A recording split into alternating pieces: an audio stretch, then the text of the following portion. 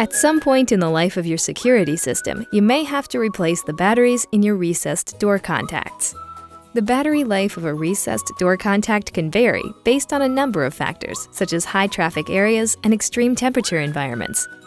Your recessed door contact is equipped with a low battery technology that will send a low battery signal to your keypad to alert you before the battery gets too low. Be sure to contact us about putting your system on test before changing the batteries. Your recessed door contacts are made to remain closed tight, but are also simple to open when needed. Remove the transmitter cap by inserting a small screwdriver into the notch in the cap and gently prying it off.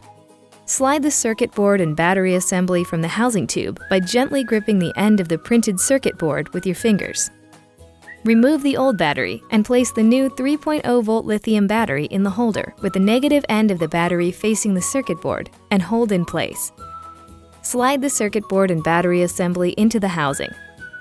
Snap the lip back into place and perform a sensor reset at your keypad in order to clear the low battery message.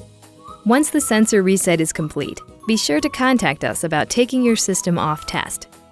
Recessed door contacts use 3-volt lithium batteries CR12600, which can be purchased at any electronics retailer or directly from us.